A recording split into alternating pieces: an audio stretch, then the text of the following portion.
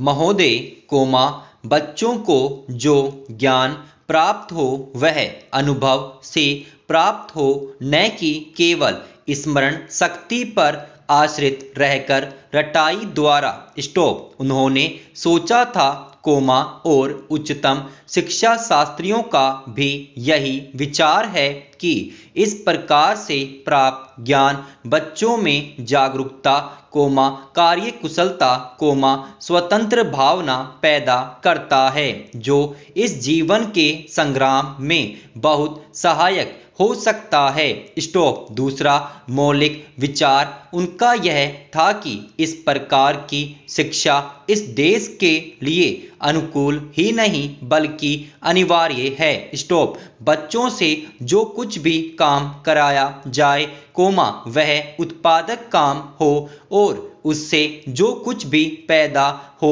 उससे शिक्षा का व्यय यदि पूरा नहीं तो अधिकांश निकल सके, क्योंकि यदि शिक्षा का व्यय दूसरे प्रकार से निकालने का प्रयत्न किया जाएगा तो वह बोझ इतना बड़ा होगा कि शिक्षा सार्वजनिक नहीं बन सकेगी। स्टॉप। पिछले वर्षों में जो कुछ भी विचार किया गया था या प्रयोग करके देखा गया, उससे जहां तक मैं समझता हूं वही निष्कर्ष निकाला जा सकता है जो पहले सम्मेलन में हुई बहस से निकाला जा सकता था। स्टॉप। हमारे शिक्षा शास्त्रियों ने इस पद्धति की अनुकूलता और श्रेष्ठता तो मान ली थी, पर उनकी दृष्टि में इसके द्वारा शिक्षा का व्यय निकालना असंभव ही नहीं, अनुचित भी था। स्टॉप। प्रयोग से देखा गया है कि इस पद्धति की उपयोगिता है और इससे पूरा नहीं तो अधिकांश व्यय निकाला जा सकता है। स्टॉप। यह मैं प्राथमिक और माध्यमिक शिक्षा के संबंध में कह रहा हूँ। स्टॉप। पैराचेन। उच्च कोटि की शिक्षा के संबंध में अभी प्रयोग नहीं के बराबर हुआ है, इसलिए उसके संबंध में अभी कुछ भी कहना संभव नहीं है। स्टॉप। इतना होते हुए भी हम देखते हैं कि इस पद्धति को उतना प्रोत्साहन नहीं मिला और न इसका उतना प्रचार ही हुआ जितना होना चाहिए था और जितना स्वराज्य प्राप्ति के बाद हम कर सकते थे। स्टॉप। इसका कारण, जहां तक मैं समझता हूं, यही है कि इसकी उपयोगिता प्रमाणित होने पर भी पुरानी पद्धति पर जो आस्था थी, वह अभी दूर नहीं हुई है और इसी कारण शिक्षा के काम में जो व्यक्ति लगे हुए हैं उनका न तो इस ओर ध्यान गया है और न उन्होंने इस विषय पर गहराई से चिंतन ही किया है। स्टॉप। पैराचेंज। आज भी हम इतना ही कह सकते हैं कि इस पद्धति का, अभी केवल प्रयोग ही किया जा रहा है। स्टॉप। इसे राष्ट्रीय कार्यक्रम मानकर हमारी सरकार ने उसको चालू करने का निश्चय नहीं किया और क्रियात्मक रूप से कुछ करने की बात तो नहीं के बराबर ही है। स्टॉप। उसका परिणाम यह हुआ है कि पुरानी पद्धति की संस्थाएं दिन प्रतिदिन बढ़ती जा रही है और शिक्षा पर सरकार जो कुछ भी व्यय कर सकती है या करना चाहती है उसका बहुत बड़ा अंश उस पद्धति को ही बनाए रखने में व्यय हो रहा है और इस पद्धति को बहुत कम प्रोत्साहन मिला है। स्टॉप। मेरा अपना विश्वास है कि शिक्षा में मौलिक परिवर्तन अवश्य किया जाएगा। स्टॉप। पैराचेंज। महोदय, बहुत बड़ा अंश अनुभव और लोगों की कही सुनी बातों से, देखे हुए दृश्यों से और कुल तथा समाज की परंपरा से प्राप्त होता है। स्टॉप। सिनेमा इस सभी प्रकार के ज्ञान की प्राप्ति में सहायक हो सकता है, क्योंकि यह मनुष्य की दृश्य और श्रव्य अनुभूतियों के क्षेत्र को बहुत ही बढ़ा सकता है। स्टॉप। यह एक साधारण सी बात है जिसे सभी जानते हैं कि केवल सुनी सुनाई बात की अपेक्षा हम पर देखे हुए दृश्य का प्रभाव अधिक पड़ता है, और हम यदि सिनेमा द्वारा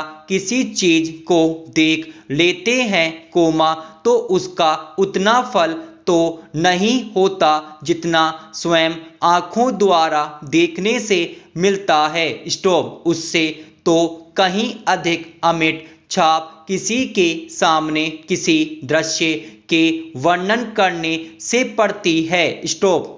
मन बहलाव के भी साधन कितने ही प्रकार के होते हैं। स्टॉप। कुछ तो ऐसे हैं जो मन बहलाव के साथ साथ शिक्षाप्रद भी होते हैं और इसके विपरीत बुरे संस्कारों का साधन बन जाते हैं। स्टॉप। मैं स्वयं यह दावा नहीं कर सकता कि मैंने बहुत सी फिल्में देखी हैं। स्टॉप। सच पूछिए तो मुझे बहुत कम फिल्में देखने का अवसर मिला है। स्टॉप। पर मेरे पास जो खबरें पहुंचती हैं बहुतेरे विश्वसनीय भाइयों और बहनों द्वारा जो शिकायतें पहुंचाई जाती हैं उनसे मालूम होता है कि बहुतेरी फिल्में दूसरी कोटि की हैं जो शिक्षा अथवा मन बहलाव का